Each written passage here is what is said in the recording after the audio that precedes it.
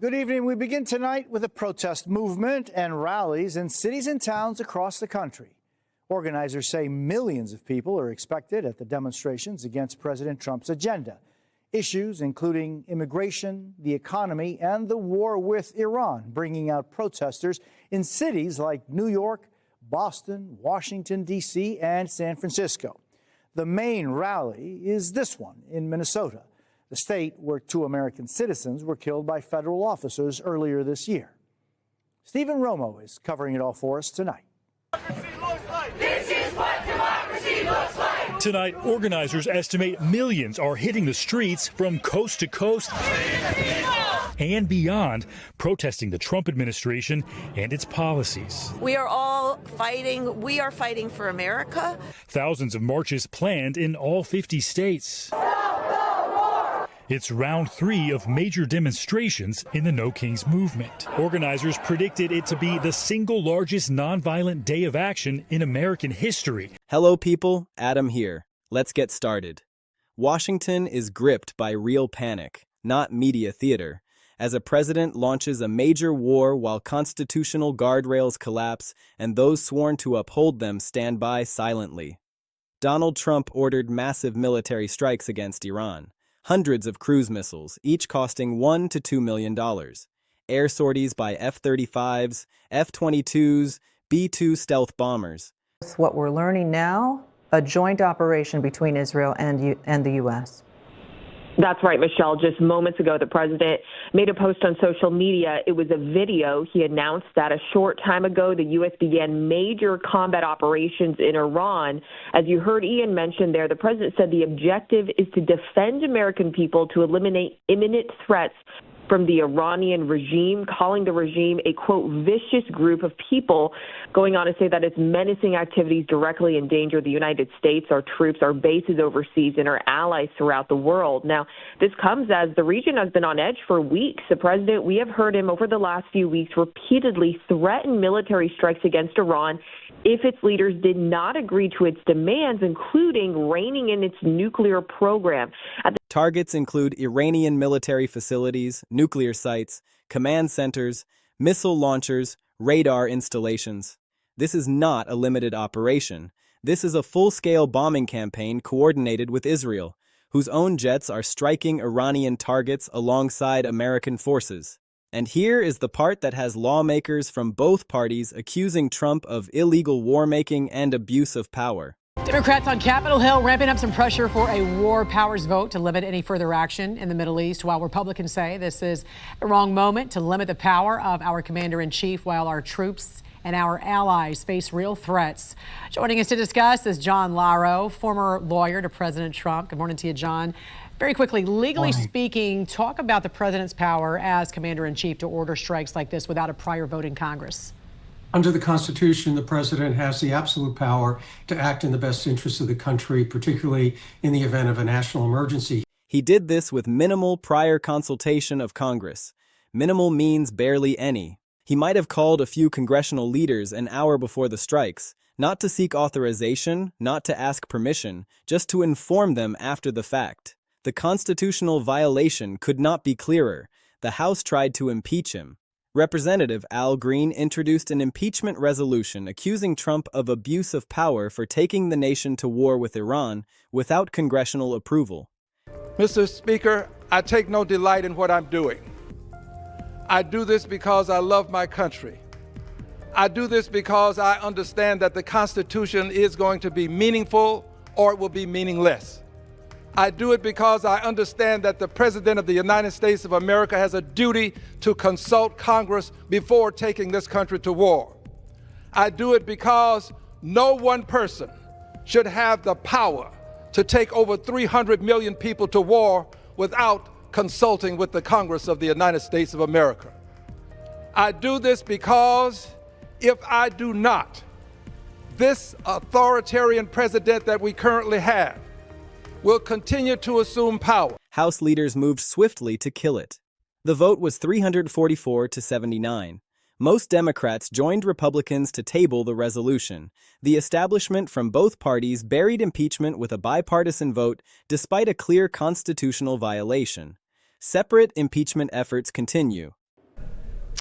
And this afternoon, the House has voted to set aside an impeachment effort against President Trump. Representative Al Green from Houston introduced the impeachment resolution today, accusing Trump of abuse of power over military strikes in Iran. The House voted along bipartisan lines to quash that measure, most Democrats joining Republicans to table the measure. Members like Hank Johnson argue on the House floor that Trump's conduct demands impeachment now, but leadership refuses to let any of these efforts advance. Congress has repeatedly tried and failed to claw back control over the Iran war. War powers' measures to limit or end hostilities have been blocked in both the Senate and the House, leaving Trump free to continue air and naval operations. It's decided. When it comes to Iran, Congress is happy to keep letting the president call the shots.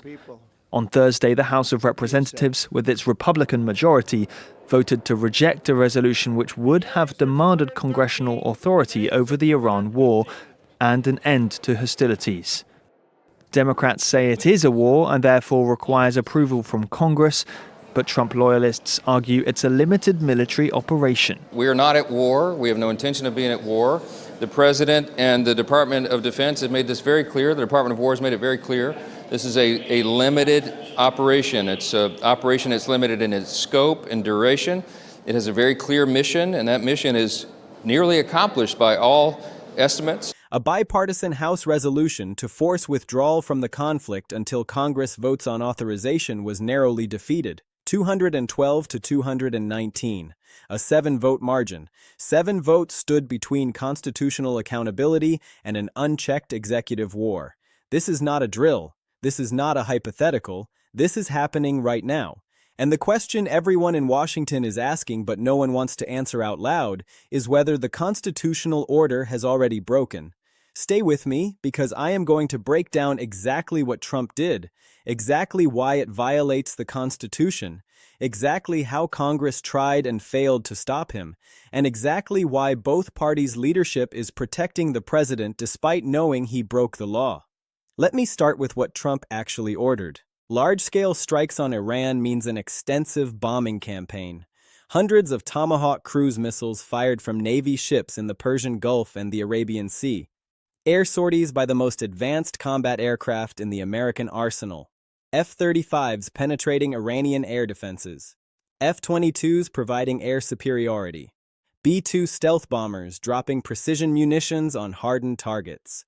The targets themselves tell you the scale of this operation. Iranian military facilities, nuclear sites, command and control centers, missile launchers, radar installations, air defense systems.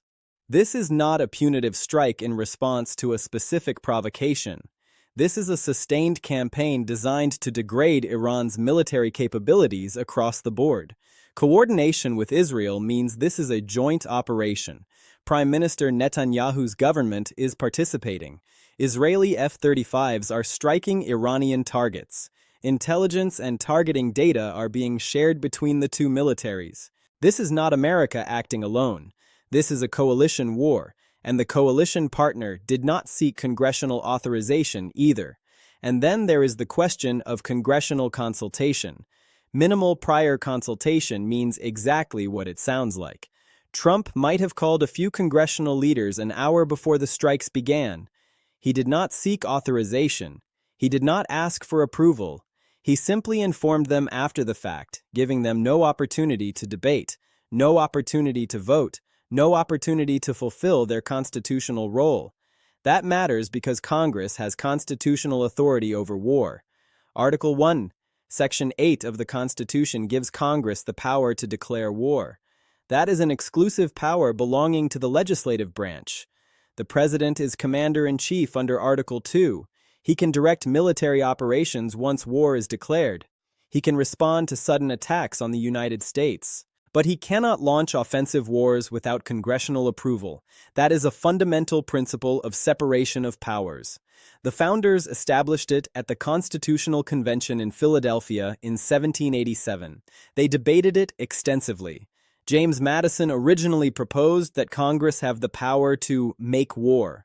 Elbridge Gerry objected that this gave Congress too much power, leaving the president unable to respond to sudden attacks. So Madison changed make to declare, allowing the president to repel sudden attacks while requiring congressional authorization for offensive wars. The founders made this choice deliberately. They had studied European monarchs who started wars for glory, for territory, for personal ambition, dragging their nations into catastrophic conflicts that killed millions. They wanted to prevent this in the new American Republic. So they gave war power to Congress, to the people's representatives, requiring debate and a vote before committing the nation to war. Trump's Iran war has none of this. No declaration of war, no authorization for use of military force passed by Congress, no congressional vote authorizing military action against Iran, nothing at all. Trump simply ordered the strikes and launched the war unilaterally based solely on his claimed authority as commander-in-chief. That claim does not hold up. The commander-in-chief role in Article 2 means the president directs military operations once war is authorized by Congress. He chooses strategy and tactics. He appoints generals and admirals. He conducts war operations. It does not include the power to start wars. Iran did not attack the United States. No Iranian forces struck American territory. No Iranian missiles hit American cities. Trump's claim of self-defense does not hold up legally. This is an offensive war, a war of choice, not necessity. And it requires congressional authorization that Trump simply does not have. Now let me examine the War Powers Resolution in detail. It passed in November 1973. Its official title is the War Powers Act. Congress passed it over President Nixon's veto. The veto override required 2/3 of both chambers, achieved with bipartisan support, showing strong congressional will to reclaim war powers from the executive branch. The context was Vietnam. The war had expanded under Presidents Johnson and Nixon without a formal declaration. By 1973, the war was deeply unpopular. More than 58,000 Americans were dead. Hundreds of thousands of Vietnamese had been killed. The war was dragging on with no end in sight. Congress wanted to prevent future Vietnams and reassert its constitutional war power. The resolution has a specific timeline. Section 3 requires the president to consult with Congress in every possible instance before introducing forces into hostilities, not just notify after the fact, meaningful discussion beforehand. Section 4 requires the president to report to Congress within 48 hours of introducing forces into hostilities. Section 5 is the key enforcement mechanism. It starts a 60-day clock upon submission of the report. The president must obtain congressional authorization within 60 days. If no authorization is obtained, the president has 30 additional days to withdraw, 90 days total. If Congress votes to deny authorization, the president must withdraw immediately. Trump's Iran war violates this clearly. The war began in late February. By the time you are watching this video, it is approaching or past the 60-day mark. Trump has not sought congressional authorization. He has not presented an AUMF to Congress for a vote. He has done nothing to comply. He is simply continuing operations. That means he is in clear violation of federal law. Congress could sue in federal court. Courts could order withdrawal. Congress could cut off funding, refuse to appropriate money for war operations, and force Trump to stop through the power of the purse. And politically, it creates grounds for impeachment. Violating the War Powers Resolution is violating federal law, and violating federal law is an impeachable offense. Now let me break down what lawmakers are saying about all of this. Representative Al Green, a Democrat from Texas who has been a consistent Trump critic since the first term, introduced an impeachment resolution in June of last year. That was before the major strikes began. Green saw what was coming. Trump's rhetoric about Iran during the campaign and early in the second term had threatened total destruction if Iran stepped out of line. Green anticipated the war and tried to prevent it preemptively by warning of consequences. Trump ignored the warning completely and launched the war 8 months later. Green invoked a privilege under House rules. A privileged resolution must be voted on within 2 legislative days. It cannot be ignored or delayed indefinitely. So Green forced a vote. Leadership chose to table it. A motion to table is a procedural move to kill the resolution without debating the substance or merits. A simple majority is required. The result was 344 to 79. The breakdown is shocking. Virtually all Republicans voted to table. Nearly every Republican in the House voted party loyalty over the Constitution, protecting their president. But most Democrats followed leadership as well. Hakeem Jeffries, the Democratic leader, voted to table. Catherine Clark, the Democratic whip, voted to table. Pete Aguilar, the Democratic caucus chair, voted to table. The establishment wing of the party did not want an impeachment fight. The 79 who voted against tabling were primarily progressive Democrats, members of the Congressional Progressive Caucus: Alexandria Ocasio-Cortez, Ilhan Omar, Rashida Tlaib, Ayanna Pressley, Barbara Lee from California, a longtime anti-war advocate, Ro Khanna from California, and a handful of libertarian Republicans, including Thomas Massie. The establishment from both parties buried impeachment with a bipartisan vote despite a clear constitutional violation. Why did Democratic leadership oppose impeachment? There are multiple interconnected reasons. First is cold political calculation. Impeachment is a politically risky move that could backfire. It could rally Trump's base to his defense and boost Republican turnout in the midterms. Independents might see a third impeachment as partisan overreach. The media narrative would be that Democrats are crying wolf again. Leadership worries about losing the House, not gaining the Senate majority, damaging the Democratic position heading into the next presidential election. Better to avoid it entirely and focus on issues that poll well, letting the Iran war become Trump's albatross without Democrats being tied to another impeachment fight. Second is legal precedent concerns. If Democrats impeach Trump for launching a war without authorization, that sets a precedent applying to all future presidents, including Democratic ones. Recent history is inconvenient. Bill Clinton bombed Kosovo in 1999 for 78 consecutive days with no congressional authorization. Barack Obama bombed Libya in 2011 and helped overthrow the Gaddafi regime with no congressional authorization.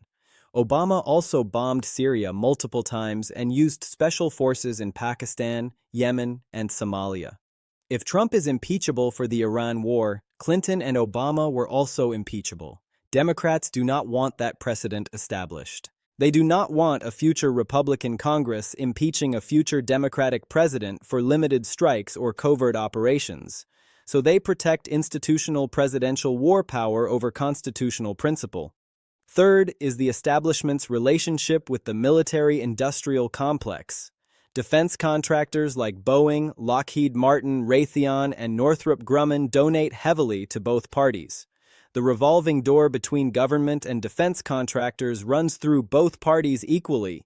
Think tanks and the foreign policy establishment, including Brookings, CSIS, and the Center for American Progress, are broadly supportive of U.S. military dominance and the use of military force as a tool of policy. The Democratic establishment shares these interests. Not Trump's specific wars, but wars as an instrument of American power generally. Therefore, they are structurally reluctant to constrain presidential war power even when a Republican wields it. Now let me talk about the failed war powers resolutions. They follow the same pattern.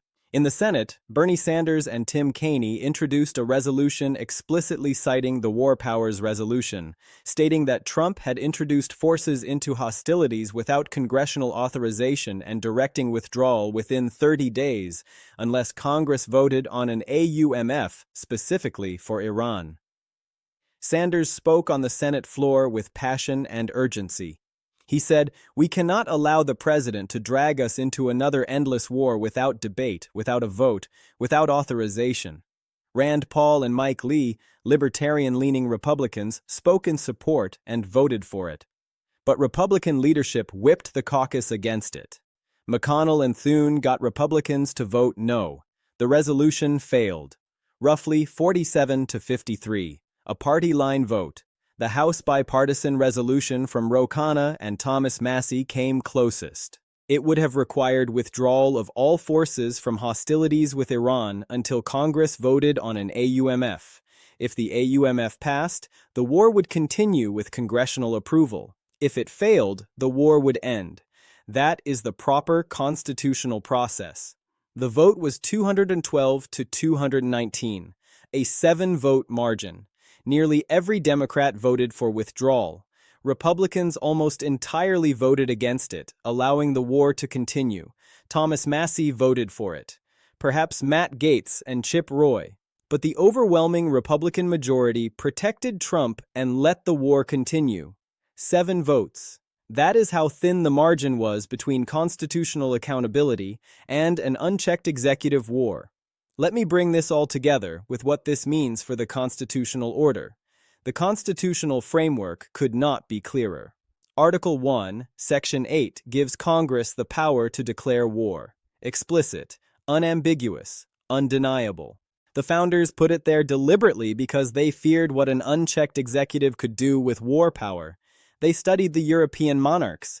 They saw what happened when one person could drag a nation into catastrophic conflict for personal ambition.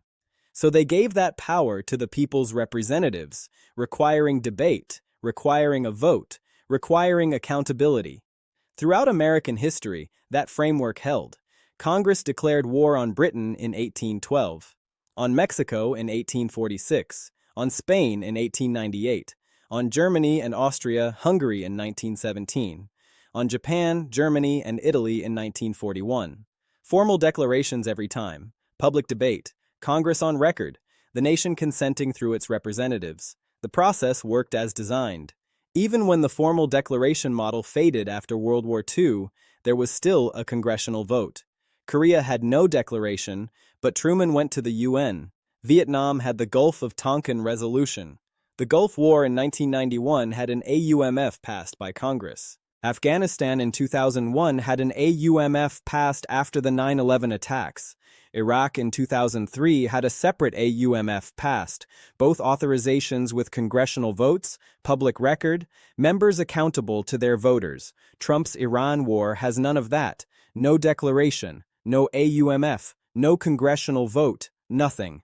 Just a president ordering strikes and launching a war based on claimed commander-in-chief authority that has never, not once in American history, been interpreted to include the power to start an offensive war against a country that has not attacked the United States. Iran did not strike American soil. No Iranian missiles hit American cities. This is a war of choice, and wars of choice require congressional authorization. Full stop. The War Powers Resolution passed in 1973 precisely because Congress watched Vietnam spiral into a decade-long catastrophe without a declaration and decided never again. 60-day clock. Mandatory authorization or withdrawal. Clear framework. And Trump is violating it in real time. Approaching or past the 60-day mark. No authorization sought. No withdrawal ordered. Operations continuing indefinitely. And what does Congress do? Progressive members give passionate speeches. Al Green files impeachment resolutions. Ro Khanna and Thomas Massie write bipartisan withdrawal resolutions. Hank Johnson goes to the House floor and says the conduct demands impeachment now. All of it real. All of it documented. All of it going into the congressional record for history. And then leadership kills every single one of it.